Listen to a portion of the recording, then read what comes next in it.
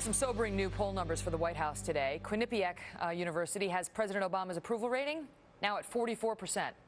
48% say they disapprove.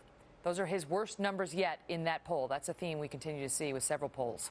And a higher percentage of those surveyed now say that they would vote for an unnamed Republican. Look at that, 39% for some unnamed Republican than they would for President Obama, who's at 36% come 2012. So what effect could this have in the midterm election? And for that matter, 2012. Democratic strategist Richard Socarides is the former special assistant to President Clinton, and he's my guest now. All right, Richard, so you kindly pointed out to me as we were sitting here during the break that you said to me last week. Yeah, I was hoping you wouldn't remind me of that. I said the independents are starting to go against President Obama, and you said we don't know that yet. And now, according to Quinnipiac, we do. Not only does he now have his lowest approval rating ever, according to the Quinnipiac polls, but the independents. And I don't have this graphic, so just bear with me. But election day of 2008, 52% of the independents went for President Obama.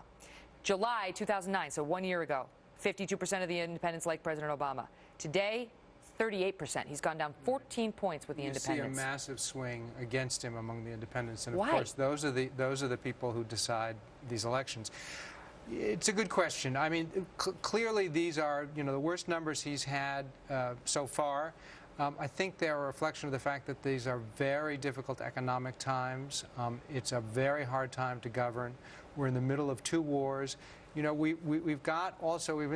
country's in this mood where we want instant gratification. We want the bad times to be over. We want things to be moving forward. Everybody wants that. You want that. I want that. I think everybody thinks President Obama wants that. But these measures he's put in place are going to take a good long time to take effect. And we don't come back from the brink of economic disaster overnight. But these are very sobering numbers. To what extent is it that the bloom has come off the rose? When President Obama was running to be president, it was hope and change, and it was going to be a new kind of government, and things, people really wanted change, and then they got it. And he came into office, and, it was politics as usual. Like the tone didn't really change. Look at that Alan Grayson we just showed earlier. It's still in Washington. And then President Obama came in with some very big government policies, which independents don't always support. Well, I think it's a very good point. I think you see a couple of things here. First of all, I think he overpromised during the election. I think he suggested that if you voted for him and you elected him, that things would instantaneously change and they get in. And of course, they see that it's a lot easier to make these promises during a campaign than it is to actually govern. So that can get you into office, but then it comes back to haunt you once you actually are the president. Very difficult. So it's been very difficult to change the tone. So I think he did overpromise. I think also they lost control a lot of the narrative. You see that it's easier to go negative, it's easier to criticize than it is to actually govern. So I think overpromising to get in, having lost a little control, some control over the narrative, big problems. If President Obama sits you down tomorrow and says, Richard, how do I turn these numbers around? I can't make the economy better like that. I'm doing what I think I can to make it better. But I need to get these numbers up, certainly before the midterms and absolutely before I run for re-election. What do you say is the number one thing he needs to do?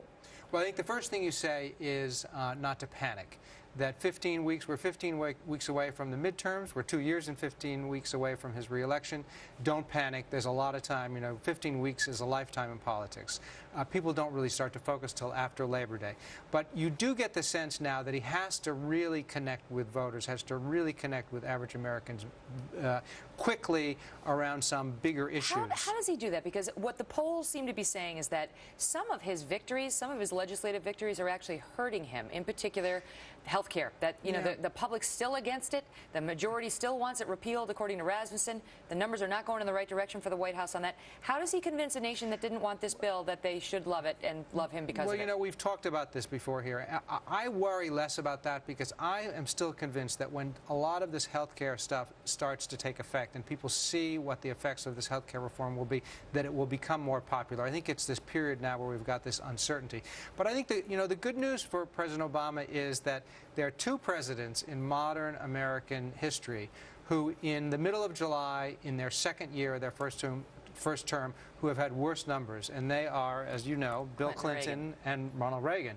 Now the numbers are very close now. I think Clinton's number was 43 and Reagan's was 42. So he's right about where Reagan and Clinton were mid-July in their second year. They were forced then to govern, well, in particular President Clinton, as you know, forced to govern more from the middle once he lost the Congress in the midterm elections. Is President Obama... Or really communicate more differently. Some people would suggest that what Bill Clinton did after he lost that is communicate differently about his program. Dick Morris may be one of those. But is President sure Obama capable of moving more to the middle? I mean, I think the consensus is he's really governed from the left. Is he capable of moving to the middle? Well, unless, of course, you ask the left. The left thinks he's governed too much from the middle. I mean, the argument on the left is certainly that when it comes to Afghanistan, they're not happy. They're not happy on that, too. No, of course.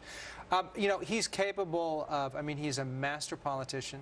He's capable of connecting with voters. I mean, you don't get elected president of the United States by not being, like, at the top of your game.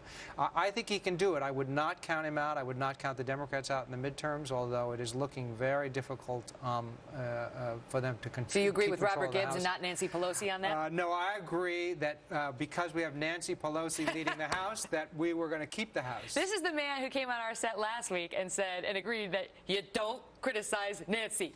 I think she's been a great leader. Of course you do. All right, thanks, Richard. Thank you. It was a pleasure. Richard Socarides, everybody.